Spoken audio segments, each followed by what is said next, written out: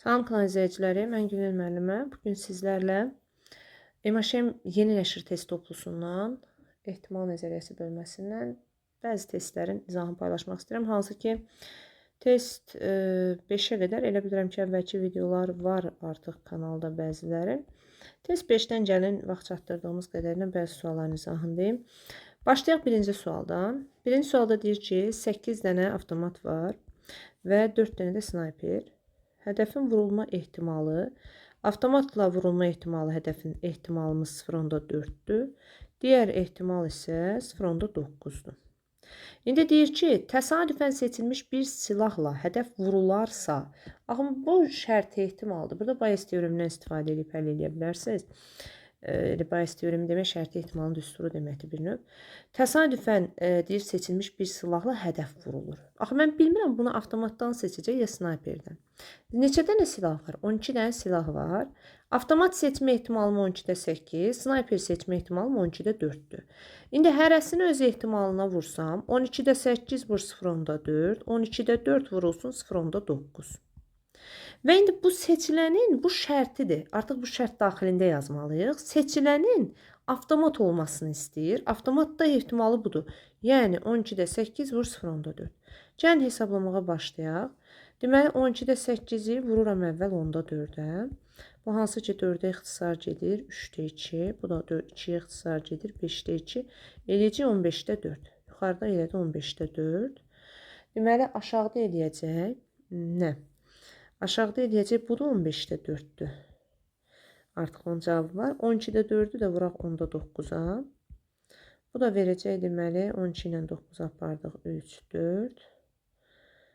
Bu da eləyəcək 40-da neçə? 3. Üstə gəl 40-da 3. Ortaq məxrəc gəlin hesablayaq. Görək cavabımız nə çıxır? 15-də 4 bölünsün. Nədir cavab bunun? 60 ortaqdır. Yox, 60 getməz. 120 olar ortaq məxrəc. 120-də 8 bura, 3 bura. Deməli 32, o da 9. Bu da verəcək bizə İkinci suala. İkinci sualda da deyir ki, 6 dənə oyun zərimiz var. Atılıb eyni anda. Deməli, bunun mümkün halları 6 üstü 6-dır. Üst-üzə düşən xallar cəminin ən azı 34. Ən az 34-ün içində o gedir ki, bu 35 dənə də ola bilər. 6 dənə də zərin üzündə maksimum cəm 36 ola bilər. 36-ya qədər gedəcək.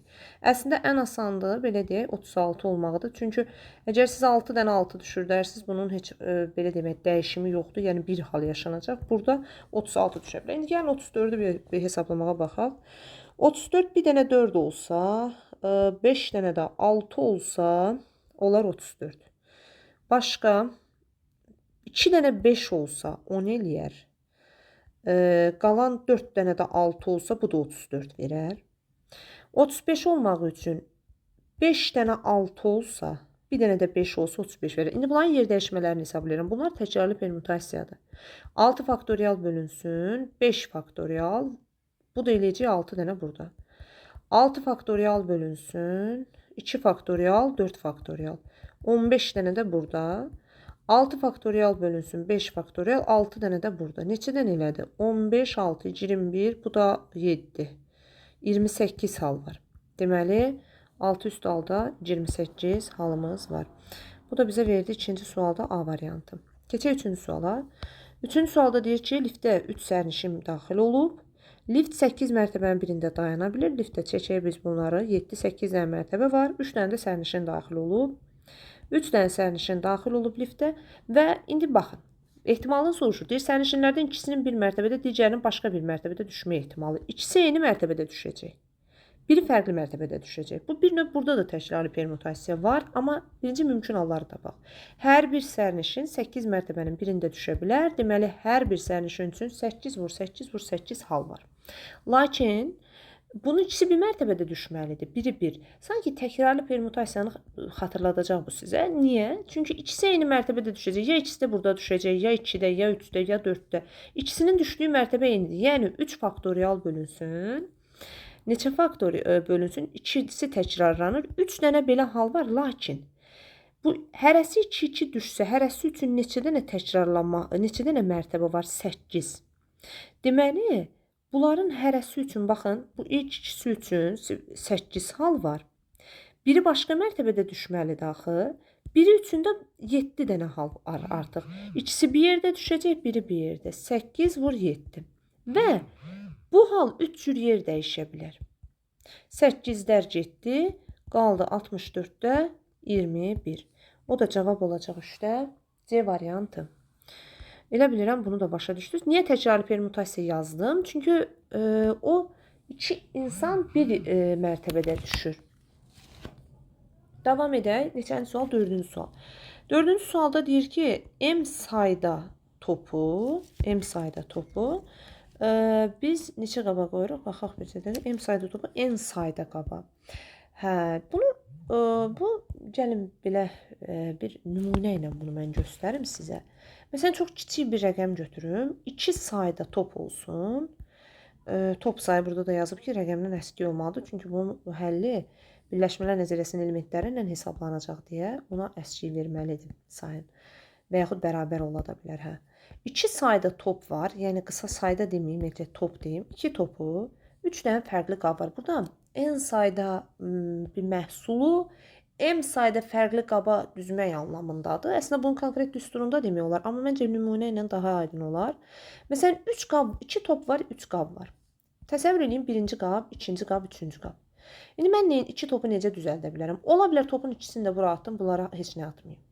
Ola bilər topun ikisini də üçüncü qaba atım, birlə 2-yə heç nə atmayayım. Ola bilər topun ikisini də ikinci qaba atım, bunlara heç nə atmayayım. Və ola bilər birinci qaba bir dənə atım, ikinci qaba bir dənə, axırıncısına 0 dənə. Ola bilər ikinci, üçüncü qaba bir dənə atım, birincisinə 0 sayda. Və yaxud başqa necə ola bilər? Deməli, ikisini atdıq burada üçün. Və yaxud birinci ilə üçüncüyü atım, ikincisi. Neçə hal mümkün oldu? Baxın. 1, 2, 3, 4, 5, 6 hal. Bu bunu demək istəyir. İndi də bizə deyir ki, M sayda top var. M sayda top var. N sayda qaba neçə üsulla yaza bilərəm bunu? Baxın, bu 6-nı necə alırıq? Təsəvvür edin ki, qablardır. Və bura 2 dənə top atmış. Məsələn, birinci qab, ikinci qab, üçüncü qabdır. Elə bil, bu qabların arasında bax, belə bir xət çəkirəm, ayrıc məsələ. Bu bir növ necə hesablanır? Bax, bura 2 dənə top atdım. 2 dənə top atdım. Qabları da ayırsaq bir-birindən. Neçə yerdən ayırmışıq? Ayrıc 4 yerdən, 2 yerdən. 2 dənə top burada var. Top sayı, üstəgəl ayrıcların sayı. Elədi 4. İndi baxın, fərz eləyək, 3 dənə qabın arasında neçə dənə ayrıc qoyulmalıdır? Yenə 2 ayrıc qoyulmalıdır. 3 dənə qaba. Topun birini bura atmışam, birini bura. Yenə neçə top var? 2 top, 2 ayrıc. Yəni topla ayrıcların sayı bir yerdə eləyir 4. Hamısı üçün bu keçərlidir. 2 top bura atdıq. Bax, bunlara ayırsam. Elə bilin, bu bilirsiniz nəyə bənzəyir? Bir növ ədədlərin yer dəyişməsinə, ədədləri necə ayırırdıq? Burada da sanki 3 dənə yer var. 2 ayrıcla ayrılmış 3 yerimiz var. Bizim əlimizdə 2 top var. Onları o yerlərə yerləşdirməliyik. Bu qab misalı oldu. Çünki bu qabların yeri fərqli qablardır. İndi baxın, hərəsində fikir versək, top sayıyla ayrıc sayı 4-ə çatır. Onda belə çıxır ki, top sayının üstünə qab sayını da gəlib, 1 çıxsaq, biz o 4 rəqəmin ala bilərik. Və seçimi nəyin arasından eləyirik? Təbii ki, M sayda topun arasından 2 dənə topu seçirik biz. Ona görə bu seçimlər də hər biri fərqli seçim olduğu üçün hər birində burada kombinizon yazılacaq. Deməli, nə yazdım mən? 2 plus 3 çıx 1. Çünki ayrıcla topun sayı bir yerdə 4-ə çatdı. İkisinin sayından bir vahid N-1 sayda oldu da, yəni ümumi götürəndə. Burada isə cavab nə olacaq? 2 plus 3 minus 1. Neçə dənə top var? 2 dənə top. Burada 2. İndi biz bu düsturu ümumi düstur halına gətirsək, topun sayına 2 demişik, bizdə topu M deyir. Qabın sayına N demişik, minus 1 bölünsün. Yəni burada M, topun sayı nə idi? M. Aha, belə bir düstur yaranır. Və bu düstur ümumiyyətlə, belə deyək, M sayda eyni bir məhsulu N sayda fərqli nəyəsə yerləşdirirsə, bu sıralama da məsələsi ola bilər. Bu düsturdan biz istifadə edə bilərik. Bu da oldu neçənci sual? 4-cü sual. Keçək 5-ci suala. 5-ci sualda deyir ki, 0, 1, 2, 3, 4, 5, 6 rəqəmlərindən təsadüfi olaraq ikisi seçilir. Baxın, bunlardan təsadüfi ikisini seçsəm və 2 rəqəmli ədəd düzəltsəm, neçə halı var? 7 dənə rəqəm var, amma birincisi başlanğıcda 0 yazan biri 6 şans var. Yaxşı, Bu ikincisine neçə şans var bəs? İkincisine də onda 7 dənə. Elədir. İndi bizdən burada baxaq görək nə soruşur. Deməli, bizdən soruşur ki, 42 hal var. Seçilən ədədin 3-ə bölünən ədəd olması. Gəlin baxaq. 3-ə bölünən nə ola bilər? 60 ola bilər, oradan götürüm 30. Bunlardan bir dənə cəmi düzəltmək olar. Amma 12 götürsəm 21-i götürəcəm. 15 götürsəm 51 də olar. 36 götürsəm 63 də olar. 24 götürsəm 42 də olar. Başqa qaldı mı görək? Hə, 66 olar, 33 olar, təkrarlana bilər. 1, 2, 3, 4, 5, 6, 7, 8, 9, 10, 11, 12 dənə. Bir də yaxşı baxaq. 12, 51, görək tam şəkildə arxaya nə vaxt ki qalmadı. 12 götürdük. Rəqəmləri cəmi bölünməlidir 3-ə. 45-ə götürməmişik. Bax görürsünüz, 45 götürməmişik. 54 dollar. Başqa varmı? Başqa 1, 2, 3. Yoxladıq hamısını. Başqa baxaq görək neçə dənədir. 4 burada. 6 burada 10 dənə. 4 dənə də burada 14 dənə. İxtisar gedirmi? Gedir. Cavab qalır 3-də 1. Deməli, baxırıq 7-ci suala. 6-cı sualda qalmışdıq. 6-cı sualda nə deyir? 4 dənə oğlan var. 3 dənə də qız. Və bir sinifdən bir oğlan və bir qızın qəbul olma. Hə, indi əslində burada 2 nəfər seçilib bu məsələdə. Lakin bu məsələdə demir, sinifdən seçilən 2 nəfərin qəbul olmasını hesabla bizə. Oğlandan ayrı hesaplamaq lazımdır, qızlardan ayrı. Bu binomial sınavda əslində bu düşünürəm ki, necə binomial sınav kimi fikirləşirəm, hansı ki Bernoulli sınavları kimi hesablayacaq. 4 dənədən bir oğlanın qəbul olmasını istəyirəm. Oğlanın da qızın da qəbul olma şansı 2-də 1-dir, olmama şansı da 2-də 1-dir. Deməli, bunun üzəri 1, bunun üzəri 3 olacaq da 4 eləsin. Bu nə verir? 4 vur, 2-də 1 vur, 8-də 1. Nə qədər eləyəcək? 2, 4-də 1. Bu 4-də 1 elədi. İndi 3 dənə qızdan birinin qəbul olmasını istəyirik. 3 dənə qızdan birinin qəbul olması. 2-də 1 üstü 1, 2-də 1 üstü 2. Bu nə verir? 3 vur, 2-də 1 vur, 4-də 1. Bu da eləyəcək 8-də 3. Deməli, təbii ki, oğlanların qəbul olmasının, qızların qəbul olmasına heç bir asılılığı yoxdur hadisə kimi. Onda bunlar asılı olmayan hadisələrdir. Ehtimallar da vurularsa əgər nə qalar? 32-də 3 qalar.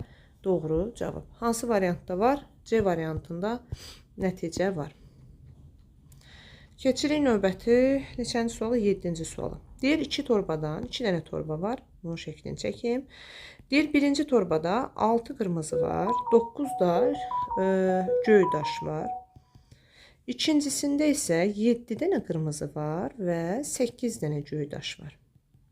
Bu torbaların hər hansı birindən çıxarılan daşın göy olması ehtimalını bizdən soruşur. Gəlin belə düşünək də, bu torbaların hansını seçəcəyimizi nə bilirik? Əslində bu torbanın birini seçmək belə ehtimaldır. Ehtimal da nədir? 2-də 1. Yəni mən birinci torbanı seçirəmsə 2-də 1 ehtimalla seçirəm. İndi mən nə istəyirəm olsun? Göy olsun istəyirəm. Hə, göy olsun. 15 dənə daş var, onun 9-u göydür. İndi ikinci torbanı seçmə ehtimalım da 2-də 1-dir. 15 dənə daş var, 8-i göydür. Nə qədər elədi? Heç ixtisar falan aparmıram getsə də 30-da 9 bura, 8-də bura, 17. Onda doğru cavab A variantı olacaq. Keçək o zaman 8-ci suala baxaq. 3 atıcının hədəfi vurma ehtimalları uyğun olaraq P1 3-də 1. Sonra P2 nə qədərdir baxaq. P2 deməli P2'miz bərabərdir 4-də 1. P3'ümüz bərabərdir 5-də 1-dir. Deyir, hər üçü eyni ateş açır hədəfə və hədəfə ən azı 1, ən çoxu 2 dəfə vurulma ehtimalı. Deməli, bu hədəfə ateş açırlar. Ən azı 1 dəfə, ən azı deyirsə, ən çoxu da 2 dəfə, yəni 1 dəfə və 2 dəfə vurulmasını da tapa bilərsiniz. Və yaxud hər üçü eyni anda ateş açırsa, üçünün vurmasını və hədəfin heç vurulmamasını tapıb birdən çıxa bilərsiniz. Əks hadisəsindən çıxmaq da olar. İndi gəlin baxaq. Baxın, bu məsələdə əslində gəlin əksindən həll eləyək. Çünki əksini tapmaq daha asandır. Onların deyir hər üçü eyni hədəfə atəş açır. Hədəfə ən azı biri, ən çoxu 2 dəfə vurma. Bax, birini və 2 dəfə vurma. Hədəfi ola bilər biri vursun, ola bilər ikisi vursun. Ən azı, ən çoxu. Bu bunu istəyir. Ya 1, ya 2. Ola bilər ikisi də birdən vurub. İstəmədiyi nədir bizdən? Üçünün vurması və ya vurulmaması. Biraz öncə yazmışdım.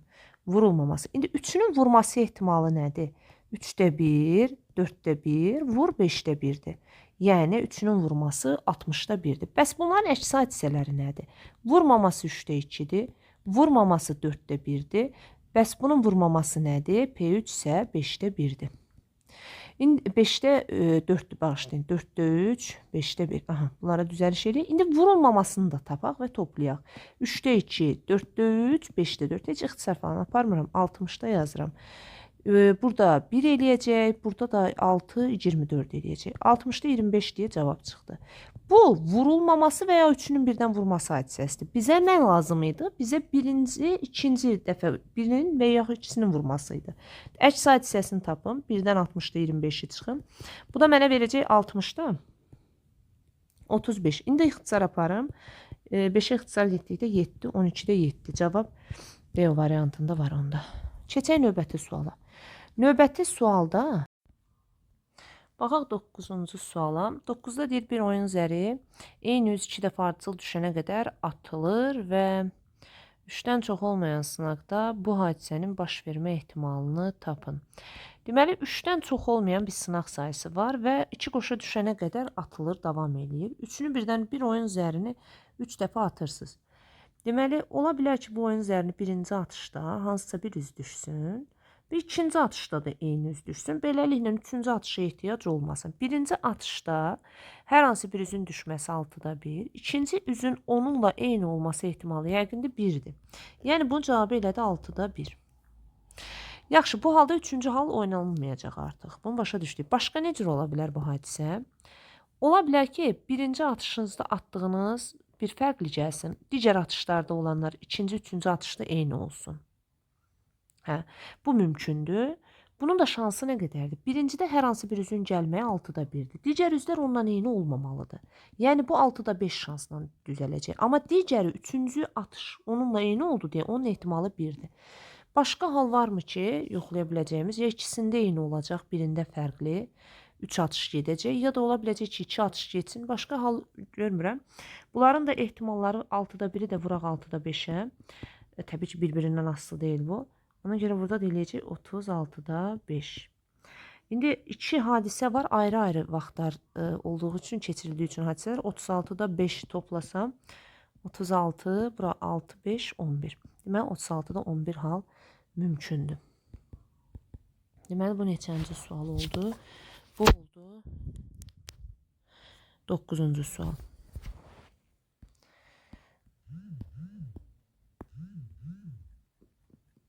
Keçək 10-cu suala da baxaq.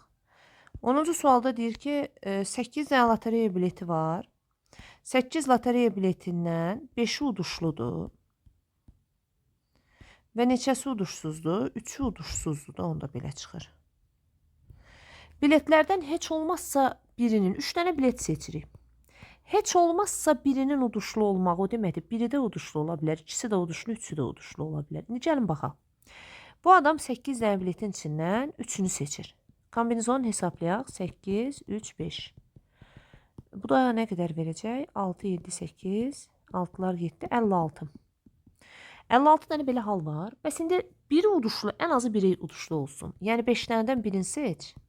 Onda digər, bağışlayın, 5 dənə uduşlu, 5 dənə deyil.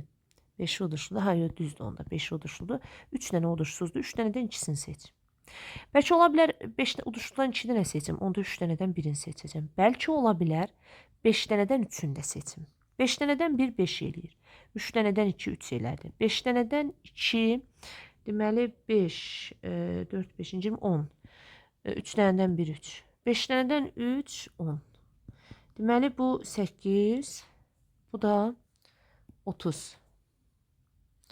Bizə nə qədər verəcək? Bir dənə baxaq yenidən ki, düz hesabladıq. 5 dənədən 1, 3 dənədən 2 düzdür. Ola bilər ki, heç olmasa birinin uduşlu. 5 dənədən 3, o da düzdür. 20, 22, 10 düzdür. 3 dənədən birini seçdik. Uduşsuz olması düzdür. 13, bəli, düzdür. 56-da, bu da nə qədər eləyir bizə? Deməli 45, 55. Cavab var da var. A variantında doğru nəticə var.